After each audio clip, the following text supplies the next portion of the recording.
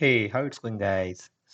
In this new video of the Radiology AI Project playlist, I'm going to include a couple of new features that I've been working on. One is the segmentation part. Segmentation is one of the most important aspect of, when we want to build AI solutions for medical images, right?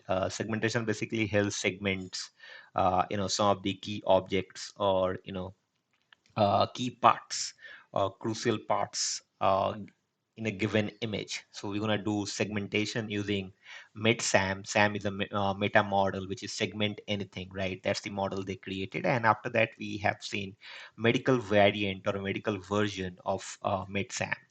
So I'm going to do segmentation and also going to extract some entities from the AI outputs, the analysis result, just to and of course I'll tell you how we're going to use these entities or keywords in the new features that we're going to implement. So if you look at here on my screen, right, I am on Radiology AI agents. Right now we are not building this as an agentic solutions. We'll build this in the upcoming videos. Right now we are creating you know uh, individual functions or modules, and later on we're going to use probably parentic AI, agno, langgraph, whatever, to use these as tools. So you have to wait for that, but if once these are ready, we can just use this as part of tools. That's it. Now if you see here, right, we have uploaded an image of pathology. It's a pathology image, and of course I got this from this MedSAM folder only. So let me show you the MedSAM. Okay. So if you look at here, okay, I took this image called pathology PNG. So I have uploaded this image here, and of this some question. You can use any other user questions, user prompt you want. System prompt is already there. I'll show you. Now this is the image preview, right? In the center, we have analysis results. It shows an AI output. It says the image shows a microscopic view, which is correct, of colon tissue. It's a colon. There are no obvious gross abnormalities because I have asked about abnormalities in the question visible on the provided image. However, I can point out some potential findings that might be relevant depending on the clinical context. We haven't reached on the clinical context part yet, where we're going to have some more information coming from kind of a rag kind of a system, right?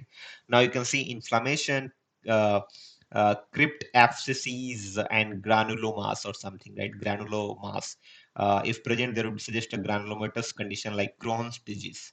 The presence of inflammatory cells, neutrophils or cells within the lamina propria could indicate inflammation such as colitis or infectious process. Crypt, these are collections of neutrophils with the crypts, I hope I am pronouncing it right, of, of Lieberkühn, and can be seen in inflammatory bowel diseases, IBD. It is important to note that this is only a microscopic view and further clinical information is needed. So we have put certain disclaimer because you cannot trust 100%, right? These AI models, LLMs, multimodal models, let people talk who are lobbying this, right? I mean, see, you cannot use AI for decision making in healthcare. It's extremely dangerous, right? At least at this point of time, they can perform really well on benchmarks and evaluation criterias, but when it comes to real world use cases in real world patient data and use cases, you cannot make decisions 100%. What it can do, guys, better is it can empower the domain experts or medical practitioners, in this case pathologists, radiologists, and so on and so forth, who are working in this domain. It can empower, the technology can empower them, the AI agents can empower them, make them more productive, more efficient. So they will be doing their job like as a like they will have a companion, I'll say a co-pilot kind of a setup for them. So that's what it can do. The end decisions would always be from a certified expert in this field. So keep that in mind. If you are somebody who was building products, it doesn't scale, guys, to be honest. So if you look at here, we have AI output, we have extracted keywords. Now we're also extracting some keywords, and these keywords I will use it later to kind of find out some similar case studies from different data repositories like PubMed Central, NCBI, Redopedia, so on and so forth, right? We'll see how we can bring some information over here, and you can find it out over here: microscopic view, colon tissue, blah blah blah. Now we're also getting our AI segmentation. Here you can see the input image and bounding box and then MedSAM segmentation. So we have this MedSAM segmentation. You can see the color levels yellow over here, right? Seems like there are a few stuffs going on. I'm not an expert, but if you're looking at this image, looks like some inflammatory cells. You can see it also says within the lamina propria could indicate inflammation such as colitis. Seems like some colitis that it has labeled it. You can find it out over here, right? The segmentation part. You can also download this. Of course, the download feature is there. So we have moved from, previously we only had the AI output. We didn't have the extracted keywords and we didn't have the segmentation part. So in this video, we have added segmentations using MedSAM and keywords. So I'm going to cover these two features programmatically. I'll show you how we built it using KeyBERT. KeyBERT is of course, a library that uses BERT models to kind of do semantic aware entity extractions. You can also do it with SPECI as well with NLTK and stuff, but I wanted to have something semantic aware. So the BERT model have a bit of understanding on the embeddings level, how the semantic similarities are there within the n-grams. So I'm going to talk about that. I'm not going that technical right now. And segmentation through MedSAM, of course, let me talk about MedSAM. MedSAM over here, MedSAM fantastic. Let me open it. Now you can see it already has around 3.6K stars, official repository for medical segment, anything in medical images. They have now support for 3D and video segmentation. So you can give video, it can segment it. Imagine, right? So we are right now dealing with the frames, like image frames. Videos are also collection of frames. So we can directly give videos. Let's say you are doing ultrasonography, you are doing colonoscopy, you are doing laparoscopy, you are doing all of these things, right? You can directly pass these videos. It can segment those objects or some whatever focus part you want to do, right, in the segmentation scene. So it's the documentation. You can see there have some documentation. That's what I was talking about, right? I was talking about these things. Seems like an endoscopy or something over here going on. Now, if I come here to show you the architecture, this is how the architecture looks like. If you look at an input image, so we give it an input image. Now, once you give the input image, it has an image encoder. Of course, creates the features, basically extract the features, right, through an embedding thing. You can see it over here. And then it has a mask decoder that basically create a mask around the segmented objects. You can see the segmentation over here. Now, these are important because earlier we used to do manual segmentations, right? When we used to, work with tools like label IMG and a lot of other VGG, a lot of other images, such tools, right, to do segmentation kind of stuff. We used to work with unit architectures and stuff to kind of work with segmentation features in some kind of medical imaging based AI products. Now, this is by Bowen Lab, so credit goes to them for MedSAM. I have used MedSAM. Let me walk you through the I'll just close this here. Now let me show you, of course, I was like taking some help. Now let me show you the nodes txt. On the nodes, we have entity extraction using KeyBERT and MedSAM for segmentations. There are other things that I want to build, but will go, slowly, gradually over there once we reach it. Now, first I'll show you our entity extraction files. If you look at here, entity.py, we created as a module and use that. I'll just get rid of this file. I don't need it anymore. Let me just delete this file, move to trash. Okay, now entity.py, we are using KeyBERT. KeyBERT uses, of course, transformer models like BERT models to do semantic aware entity extraction. So keyword extraction, as I said, I have a very simple function over here. If you look at this function, it's called extract underscore keywords. It passes the text, which is the text passage, the paragraph or text sentences, whatever number of keywords. Like I want to extract, let's say 10 as default, and a similarity threshold, which that's what I was talking about. I was talking about context aware similarities, right, now which has understanding of contextual information, and how that is works, guys, based on, of course, n-grams, right? If you don't know n-grams, read about it. Don't directly do LLMs and all, which will not help you in your career if you want to really play a longer game in this industry, right? You have to understand the fundamentals. Now if you look at your n-grams and stop words and English, and I have this function that gets something. I'm using all mini language model L6V2, one of my favorite, not favorite, I will say. Now we have BAI, Beijing AI Academy embeddings model. We have Nomic. We have a lot of embeddings model, Gina embeddings model and whatnot with the larger dimensions. But when we used to work 4 or 5 years back, when there was no such hype on generative AI, right? We used to work with these embedding model, one of one of the early embeddings model we have seen with good dimensions from sentence transformer. We are using it. We then encode the keywords, right, and convert it to some tension. Of course, getting the features here, and then also looking at the duplicates. That's a logic that I've integrated here because sometimes it gives you the same words, duplicates. So that's why we are doing this duplicates, looking at the similarity threshold, and if there's any similar words, we just remove the duplicates and only return that. And you can see a sample example here, prediction, and then it extracts the keywords.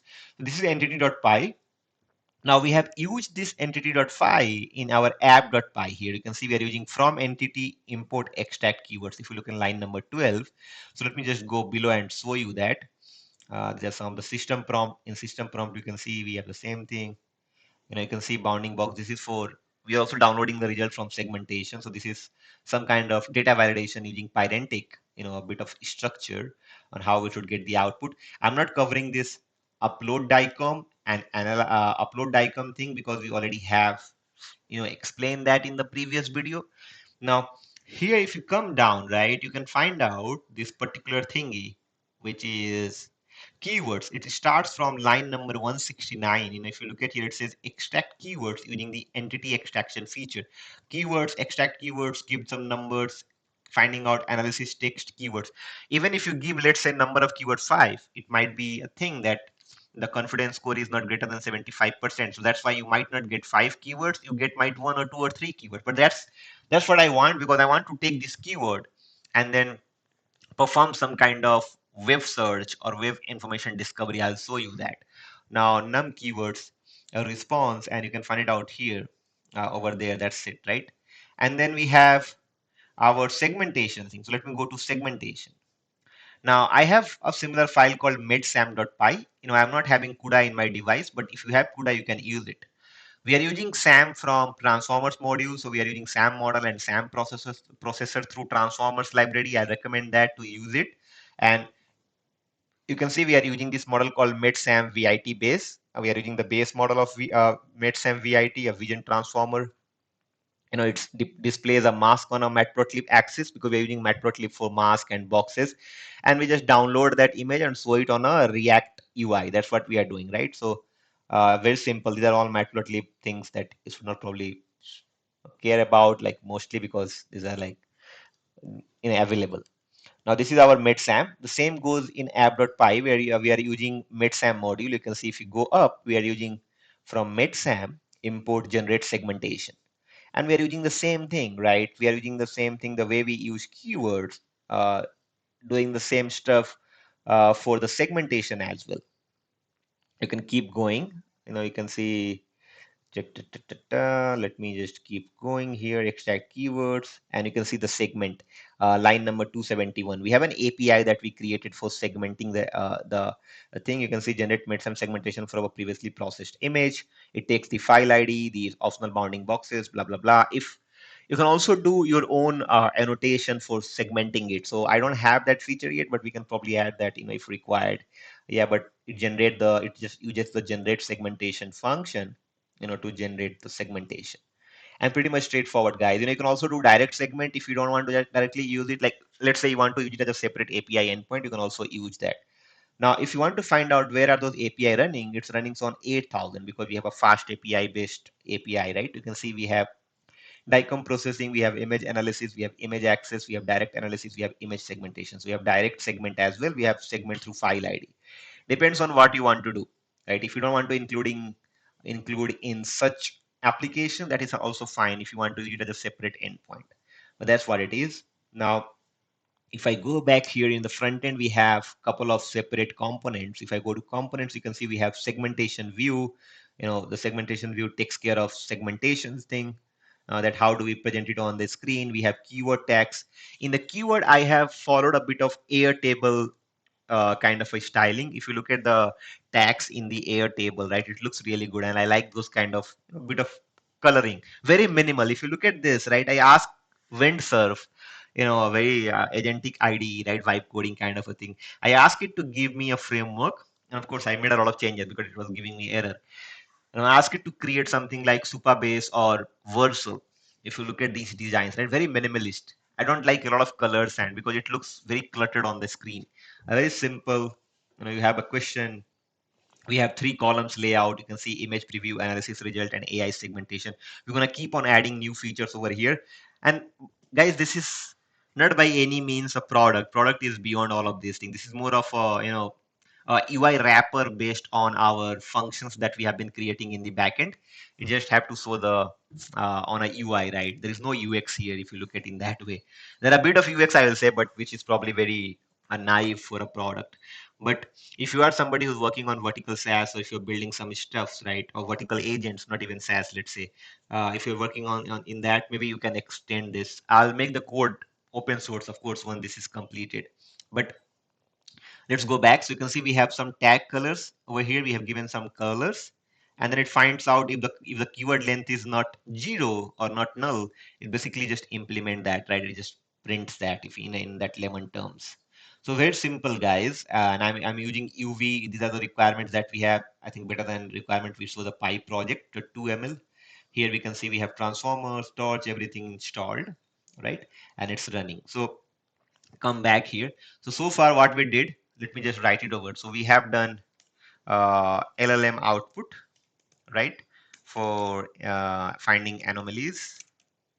Anomalies here, let me write it. Finding anomalies, we did, yeah, I think these 3 only we did, right? Let me have a look. And we have an DICOM, right? DICOM to JPEG converter. So we have an image preview. So let me just write it. Image. So we have these things already done. Entity extraction.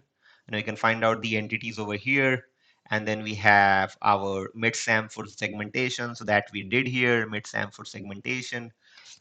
We have LLM output. So you can see the LLM output over here.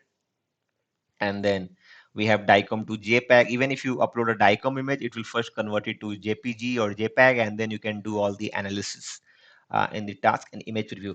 Next, what I want to do is upcoming. Let me just write it here, right? I want to use external data sources for finding similar cases or research-based cases for given set of keywords and present a summary to radiologist or to end user rather. This is something that we're going to do in the next video. We're going to focusing on this, right? To bring up this, I think we're going to add this here. Probably we'll add somewhere below and we do it. Now you can also, of course, upload a new image if you want. That takes a bit of time, so I'm not doing it here for saving some time, but you can play around it once the code is available. Right now the code is not available, but I have a GitHub here. You can see we'll update it on GitHub, guys. I know you want to use it. We're definitely going to do it because this is, of course, not being completely open source, running on a very simple MacBook Air, runs on 16 GB of RAM. We are doing already MedSAM around weights around like 1 GB of size. If you count all the safe tensors, we are using GGUF for LLM, which are we are using MedGemma, right? So you can see we are using MedGemma here. That's what we are using, MedGemma 4B instruction tuned model, and we are using this as an API endpoint that being served on this particular port 1234 using LM Studio SDK. So that's what we are doing. We are using LM Studio SDK for our LM thingy. That's what we are doing, right? If you look at here, we are using LM Studio as LMS. So we have this model that's running. You can see here. So this is what we do, to build this completely open source. We are using KeyBERT, we are using MedSAM, we are using MedGemma. Completely open source stack, guys. No APIs, nothing to pay here. If you have a decent laptop, you will be able to run this and help yourself. If you are a domain expertise, radiologist, pathologist, a clinical someone, okay, who is working, or if you are building it for some healthcare providers, take this, extend it, your choice. Wait for the next video where I'm going to bring up that thing that I told you in the tasks, bringing up, information discovery or a similar case findings. If you like this video, please hit the like icon. If you haven't subscribed the video yet, subscribe the channel yet, please subscribe the channel. Share the video with your friends and to peers, so they're also aware and they can build some cool stuff.